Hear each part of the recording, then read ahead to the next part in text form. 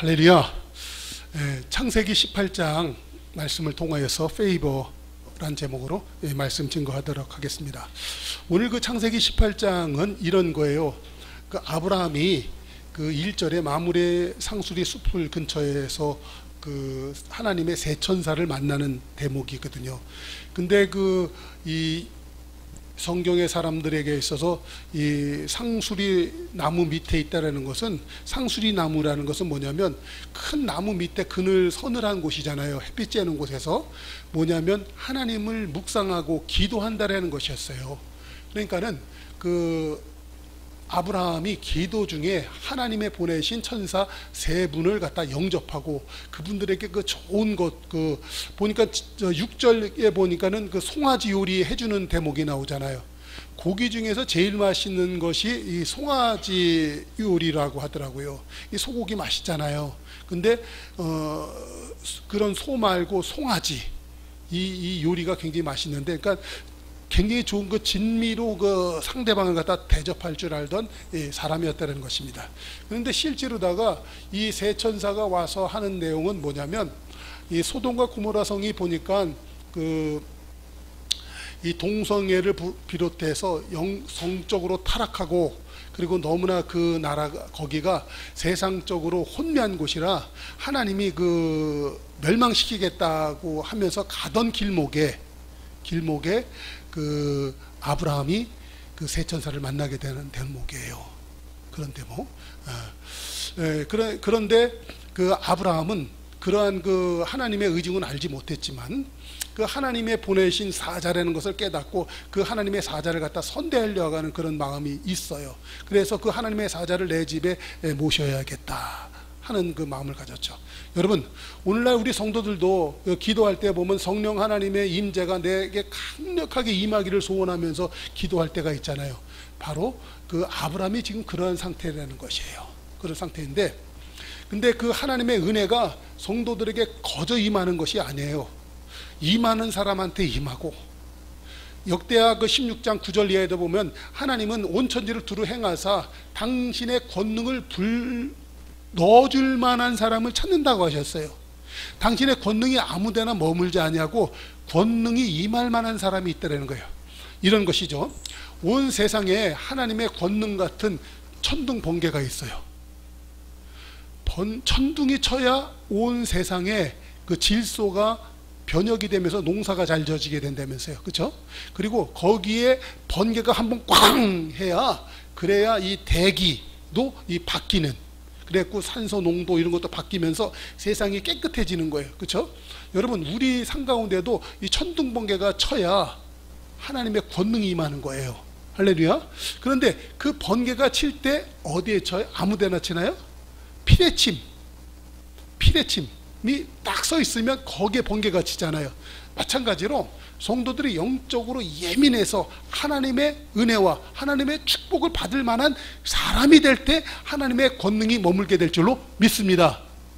그러니까 이 아브라함이, 사모님 여기 봐봐요, 하나님의 권능이 임하도록 그 아브라함은 그 하나님의 권능을 요청할 줄 알던 사람이었다는 거예요.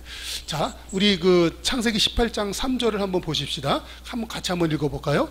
시작. 가로되 내 주여 내가 주께 은혜를 입었사오면 온건대 종을 떠나지 마옵시고 할 때, 여기에서 보세요. 여기에 보면 은혜를 입었사오면 할 때 이 은혜를 입었사옴이 원어적으로 보면 이게 페이버예요. 영어로다가도 페이버예요. 근데 이 페이버라는 말이 우리는 우리나라 말로 다 해석을 하려니까 은혜라고 표현을 했지만, 실제로다 보면 우리나라 말하고 이게 좀 잘 해석이 잘 안 되는 부분이에요. 제가 이 페이버라는 말의 뜻을 말씀 뒤에다 쭉 기록해 놨잖아요. 여기에 보면 호의, 친절, 은혜, 은전, 청, 부탁. 이 네이버 이 백과사전에 보면 이 페이버 치면 이렇게 답이 나와 있어요. 제가 정리를 했거든요. 그러니까는 남을 돕기 위해서 또는 호의에서 하는 일, 이런 의미가 있는 거예요. 그러니까는 여기 보면 아브라함이 이 송아지 요리를 하면서 이분들을 갖다 자기 집에 데리고 와서 극진히 대접을 하잖아요.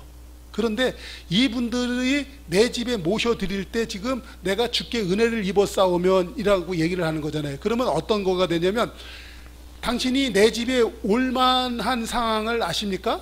내가 옛날에 예수님을 믿음으로 이런 일을 했었는데 그런 거 아시죠? 나 괜찮은 사람이잖아요.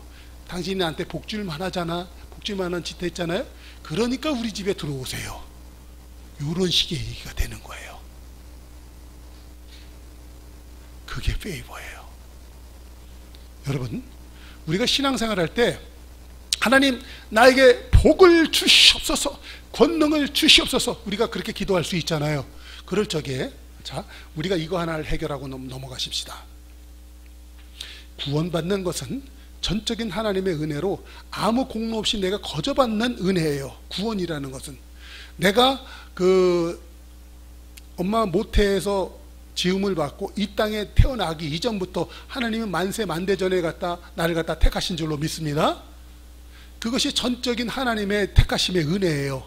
그러나 이 땅에서 권능을 받고 축복을 받고 이 땅에서 능력 있게 잘 사는 것은 내가 할 요령인 줄로 믿습니다. 그러니까는 이 아브라함은 그 하나님의 사자로 대변된 이 세 천사가 지나갈 때 그분이 나의 집에 모셔드리기 위해서 모셔드릴 때 그는 그 세 천사에게 그러는 거예요. 내가 당신들의 호의를 받을 만한 일을 한 것을 아십니까? 그런 것을 아신다면 이제 우리 집에 들어오세요. 다시 얘기해서요, 내가 어떤 귀인을 내 집에 모셔드리려고 할 때 내가 집도 예쁘게 꾸미지 않냐고, 집도 예쁘게 청소하지 않냐고 그분들을 갖다 모셔드린다면 신뢰가 되죠. 그렇죠?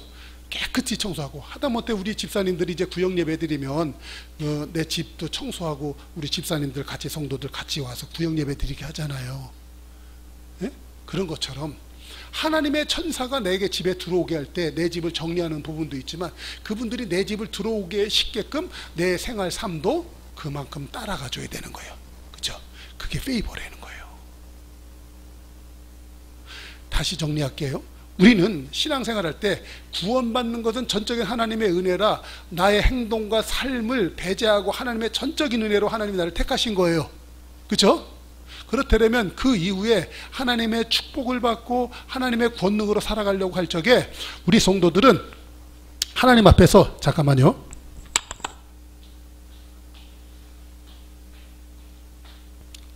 하나님의 권능을 받고 축복을 받는 삶을 살기 위해서 우리가 우리의 삶을 갖다가 돌아봐야 될 필요가 있다는 거예요. 아셨어요? 그런 의미에서 자, 우리 그 창세기 18장 3절을 한번 다시 한번 읽어보십시다. 자, 다시 읽어요. 가로되 내 주여 내가 주께 은혜를 입었사오면 할 때 은혜가 페이버인데 그 페이버의 뜻에는 이런 것이 있어요. 저기 보면 자, 이 말씀지에 보세요. 세 번째 줄에 보면 지지, 인정, 인기 이런 얘기가 있잖아요. 또 부당하게 편들다, 그리고 찬성한다, 그리고 장려하고 조력한다. 그러니까는 그 천사들이 볼 때 나를 볼 적에 그분들이 나를 갖다가 찬성을 해. 그분들이 나를 볼 때 호의를 베풀고 싶어. 그분들이 볼 때 내가 그분들한테 인기가 있는 사람이야. 그죠? 그러면 내 집에 들어오세요 라고 하는 거예요. 신앙생활 할 때 축복받는 비결이 여기 있는 줄로 믿습니다. 우리가 신앙생활 할 적에 나는 오늘 주일날 교회 나오기 이전에 나는 때로는 죄송하지만 불법한 삶을 살던 경우도 있었을 거예요. 그죠? 엉뚱한 짓을 한 것도 있을 수 있었을 거예요. 그렇기 때문에 우리는 늘 기도할 때 주여 오늘 내가 십자가를 바라보고 나왔습니다. 하나님의 은혜를 사모하여 나왔지만 나는 너무나도 연약한 죄인 가운데 있습니다. 그러므로 예수께서 십자가에서 흘리신 보혈로 말미암아 나를 깨끗게 하시고 사하여 주시사 다시 한번 예배할 수 있도록 주여 은혜를 나려 주시옵소서 이렇게 기도하잖아요. 그렇죠? 네. 네. 그러니까 그 하나님의 은혜가 내게 들어오도록 하나님, 내가 하나님 보실 때 내가 당신의 인기 있는 사람, 하나님이 나를 갖다 인정할 수 있는 사람, 내가 하나님이 나를 찬성할 수 있는 사람, 성경적으로 말하면 하나님이 아멘 하실 수 있는 사람인 것을 확인하셨습니까?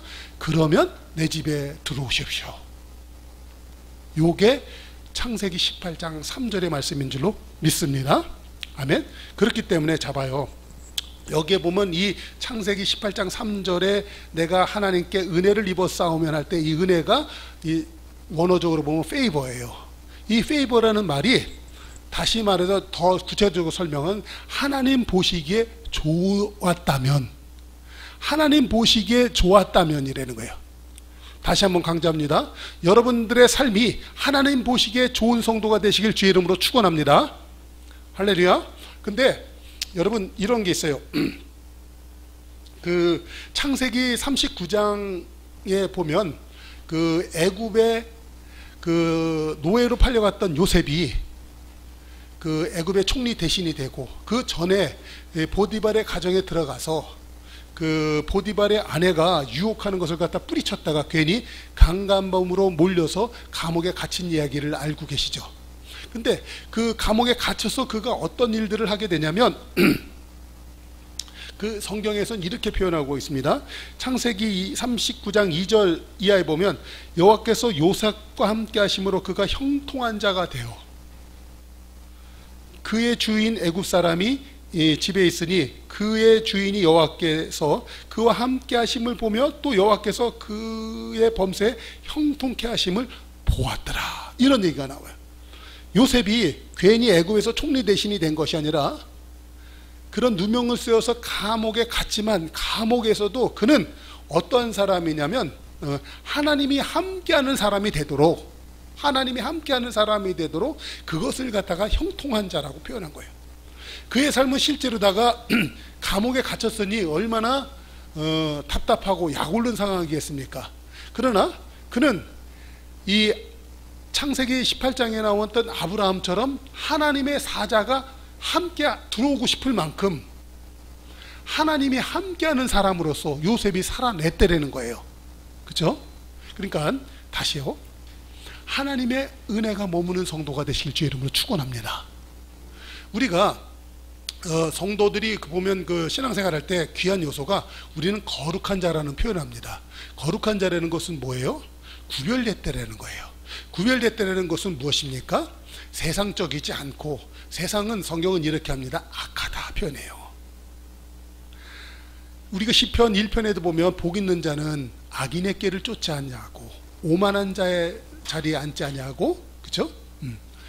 여러분, 우리가 이 악하고 오만한 사람의 삶을 살지 않냐고 하나님께서 기뻐하실 만한 일들을 하는 사람들, 그게 거룩한 자예요. 요셉이 비록 감옥에 갇혔지만 하나님이 기뻐할 만한 사람이 되는 거예요. 근데 성경에서 보니까 그가 감옥에 갇혀 있지만 그 전옥, 그 옥사장이 믿을 만큼, 그래서 옥사장이 이 요셉한테 감옥의 모든 키를 다 맡길 만큼 신뢰를 받는 사람, 유능함을 인정을 받는 사람이 됐다는 거예요. 그러니까 하나님이 그와 함께하여서 형통한 자가 되었더라. 할렐루야. 여러분, 우리에게 이런 은혜가 있어야 돼요. 이런 은혜를 구할 줄 아는 성도가 되어야 되는 거예요. 할렐루야. 근데 실제로다가 이 하나님이 보시기에 좋은 이게 페이버거든요. 이게 페이버인데 열왕기하 20장에 보면 이런 얘기가 있어요. 이 히스기야라는 사람이 왕이 되어서 이제 병들어 죽게 되었습니다. 근데 그 사람이 하나님 앞에 기도하였을 때 우린 아하스의 일용포가 15도나 뒤로 돌아가서 그가 15년을 더 살고 건강한 삶을 살았다, 이런 얘기 있잖아요. 그런데 그가 하나님 앞에서 어떻게 기도를 하냐면 이렇게 합니다. 열왕기하 20장 2절 이하에 보면 이렇게 해요. 히스기야가 낯을 벽으로 향하고 여호와께 기도하여 가로되, 3절이요, 여호와여 구하오니 내가 진실과 전심으로 주 앞에 향하며 주 보시기에 선하게 행한 것을 기억하여 주옵소서. 하나님 보시기에 좋은 거잖아요. 그렇죠? 이게 페이버예요. 여러분, 죽을 기도, 아니 죽게 된 생명 앞에서 우리 하나님 앞에 기도할 때 이런 게 있는 거예요. 하나님, 내가 하나님 앞에서 선하게 행한 것을 기억하여 주시옵소서. 그런 기도를 하는 거예요. 근데 여러분 이런 거 말씀 기억나나요? 요한일서 5장에 보면 우리의 가진 바 담대한 것은 이것이니 내가 주의 뜻대로 구하면 주께서 들으십니다. 이 말씀 기억나시나요? 나의 가진 바 담대함은 바로 이것이에요. 내가 주의 뜻대로 구하는 것. 그러니까는 이 성도의 삶은 하나님 앞에서 칼날이 펄게 서가지고 하나님 뜻대로 살아가는 삶이 분명히 있는 거예요. 그 성도에게 하나님의 복이 임하는 줄로 믿습니다. 그런 성도들에게 하나님의 권능이 임하는 줄로 믿습니다. 자, 우리가 그 예수님을 갖다가 믿는데 예수님이 이 땅에 계실 적에 그렇게 아니 이 사람 말고 이런 거 예수님이 그래 이 땅에 계실 적에 하나님의 아들이라고 외치고 다니셨어요. 하나님과 나는 하나다라고 말씀을 하셨어요. 그런데 그 하나님이 그냥 아무것도 행하지 아니하고 내 하나님의 아들이다 이렇게 막 하고 다니는 게 아니에요. 그 예수님께서 오신 목적은 그 마가복음 그 10장 45절에도 보면 인자가 이 땅에 온 것은 섬기려 하고 그 내 사랑하는 자녀들을 위하여 대속물로 내 목숨을 죽으려고 왔다라고 표현하시는 거예요. 그러므로 예수님은 만 인류의 대제사장이 되어서 하나님의 어린 양이 되어서 죽어야 되는 그런 운명적 사명을 갖고 이 땅에 오신 거예요.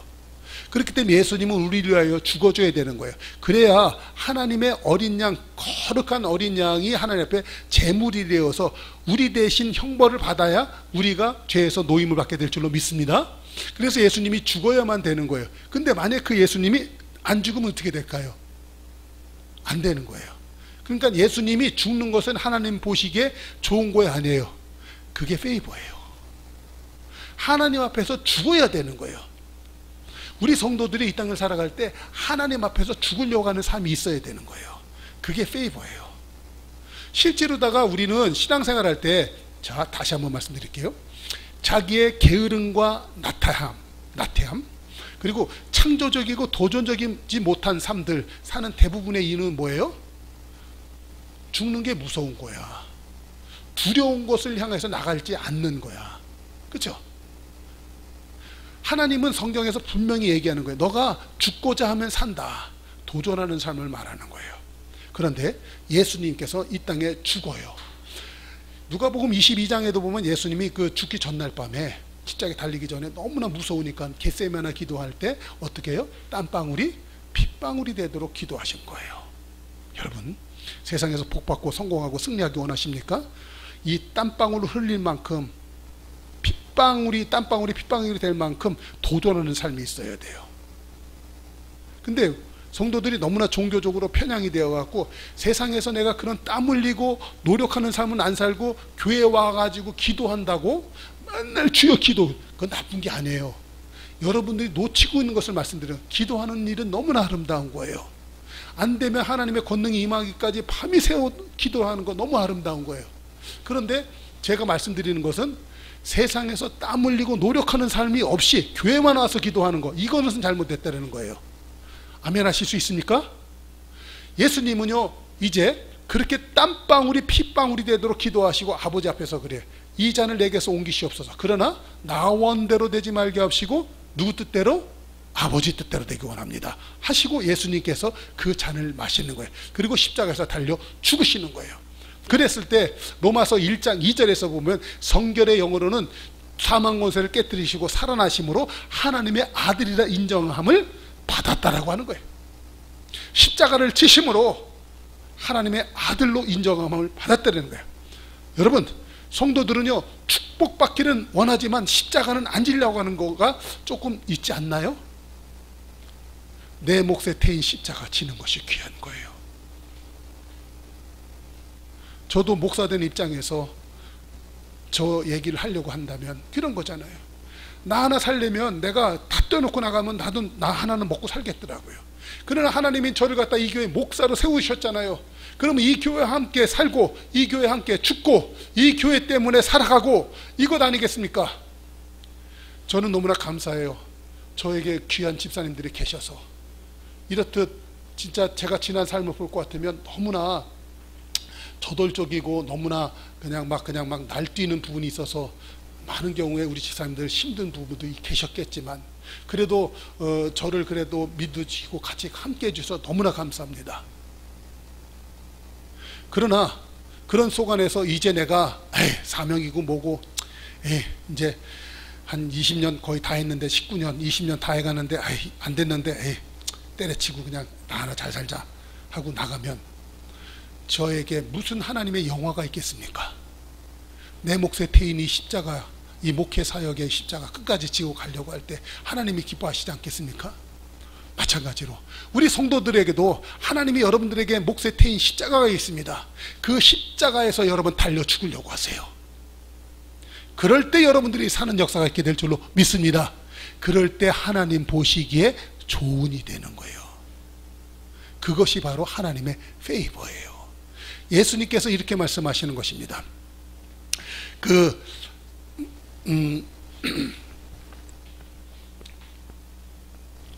마태복음 22장에 보면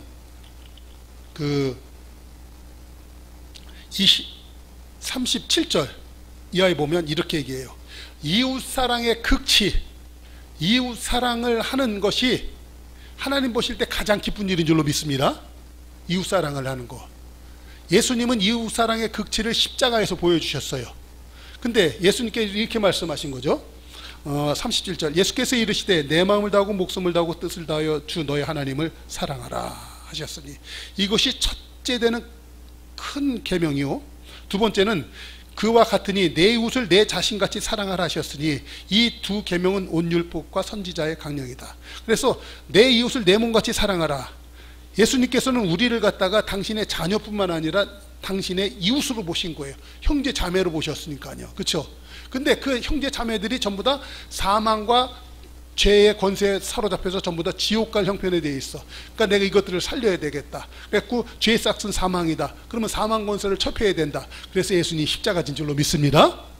그래서 그분이 우리의 구세주가 된 거잖아요. 그렇죠? 그러니까 예수님이 그 일 한 것 자체가 누구 보기에 좋은 거예요? 하나님 보시기에 좋은 거예요. 그게 페이버예요. 다시 창세기 18장 3절로 돌아가면 새 천사 하나님의 사자가 지나갈 때 주여 내가 주께 은혜를 입었사오면 내 집에 들어오시옵소서. 그렇죠? 내가 주께를 입었사오면 그게 하나님의 페이버가 내게 있다라면 하나님 보시기에 좋은 곳이 내게 있다라면 당신같이 귀한 하나님의 사자여 내 집에 들어오시옵소서. 할렐루야. 지금 현 정부의 대통령만 해도 만약에 그분이 저는 정치적으로는 저하고는 색깔이 달라서 제가 안 좋게 얘기하는 부분이 있죠. 그러나 그분이 이 나라의 주권자 대통령입니다. 대통령이 내 집에 들어온다 할 것 같으면 제가 얼마나 영광스러울까요? 그렇죠? 하물며 하나님의 사자 새 천사가 지금 내 집으로 들어오는 거예요. 그럴 때 아브라함은 뭐라고 해요? 주여 내 주여 내가 당신께 은혜를 입었사오면 그 은혜가 우리말로 해석이 잘 안 돼서 은혜라고 표현한 것이지 그 안에는 이런 많은 뜻이 내포되어 있다는 거예요. 뭐라고요? 그게 하나님의 페이버예요. 하나님의 페이버. 근데 이 하나님의 페이버는 그게 결론적으로 뭐냐면 내가 진짜 세상에서 희생하려고 하는 것이 있을 때 페이버가 되는 거예요. 우리는 이 땅에서 살 때 조금도 희생을 안 하려고 하는 거예요. 조금도 손해보려고 하지를 않는 거예요. 인간관계에 있어서도 내가 희생하려고 하면 그는 인간관계를 성공적으로 이끌어갈 수 있어요. 그렇죠? 그 사람의 마음을 살 수가 있어요. 근데 우리는 조그만 자존심 때문에 그 사람 앞에서 자존심 세우고 희생하기보다는 그 사람과 싸워서 이기려고 하다가 사람도 놓치고 결국은 사업도 안 되고 이런 것이 우리의 인생이 아니었던가요? 그런데 내가 하나님의 페이버가 있으면 참 희생의 도리를 깨닫는 거예요. 그러면 그 사람하고 인간관계를 맺을 때 조금 기분 나빠 화가 나 그래도 내가 희생을 하는 거예요. 그러면 그 순간은 내가 약간 약 올릴 수도 있지만 며칠 지나면 그 사람이 내 사람이 되는 거예요. 그렇죠? 우리 집사님들이 옛날에 활동했던 적이죠. 영업할 때도 거기에 이 페이버가 있으면 영업이 되겠더라고요. 영업할 때 기본 조건은 내 자존심을 내려놓고 그 사람을 얻으면 돼요. 그 사람의 마음을 사면 돼요. 그러면 영업이 되잖아요. 그렇죠? 제가 그 이 사업하는 거 전에 저 세상에서 사업할 적에도 보면 오다를 딸 때 상대방이 나한테 술자리도 만들어 달라고 하고 세상적인 거래 방법으로 막 요정 뭐 이런 것까지도 얘기를 해. 그래서 거기서 하나 사업을 따려면 한 1,000만 원 이상의 그 술자리 파티를 주선해 줘야 돼요. 그래야 일을 따요. 근데 많은 사람들이 그런 거 거부하는 게 이거 비유예요. 그렇게 하라는 얘기가 아니라 세상에선 그렇게 나한테 요구하는 게 있어요. 그러면 예수님 이렇게 말씀하셨죠. 오리를 가자고 하면 어떻게 가요? 심리를 가지고. 속옷을 벗어달라고 하면 겉옷까지도 벗어주는. 이게 뭐냐면 이게 희생이 있거든요. 이 참 희생이 페이버예요. 이 페이버, 예수님께서 그래서 말씀하신 것이 온 율법과 선지자의 강령이라. 그게 뭐예요? 하나님을 사랑하고 두 번째 형제 이웃을 내 몸처럼 사랑하라. 이거예요. 여러분, 저는요, 우리가 이 예수 믿는 신앙 손에 잡히지가 않습니다. 교회 나와서 예수 믿고 구원받습니다. 여러분, 참 희생의 삶을 통하여서 내 삶이 날마다 구원되는 거예요. 이렇게 살면요, 이 사람이 희생하니까 손해보고 아무것도 없는 것 같은데 그의 삶에는요, 점점 사람들이 많아져요. 그 사람이 사업을 하면 사업이 번성해져요. 저는 이것을 갖다가 요새 다시 한번 이것을 깨달아요. 우리 교회가 왜 잘 안 됐을까? 옛날에 보니까 우리 교회에 부자 성도들이 좀 덜어 있었어요. 근데 그의 부모님들도 너무나 훌륭하신 분들이에요. 근데 내가 그분들이 용납이 안 되는 거야. 부자 사람들의 어떤 그 거만함이나 그리고 불법한 그런 것들이 있어요. 그런 걸 저한테 막 요구하는 거예요. 근데 제 속 안에 이 하나님의 페이버, 참 희생, 그리고 형제 사랑함이 있었다면 그 사람들의 불법함을 갖다가 탓하지 않냐고 그것을 품어서 같이 갔다면 그분들이 우리 교회 헌금도 많이 하고 그래서 우리 교회가 잘 됐을 것이에요. 그러나 제가 그때는 페이버를 잘 몰랐던 것 같아요. 이제 깨달아가요. 우리 집사님들도 이 하나님의 페이버를 잘 깨달아서 승리하는 은혜가 있으시기를 바랍니다. 할렐루야. 기도하겠습니다.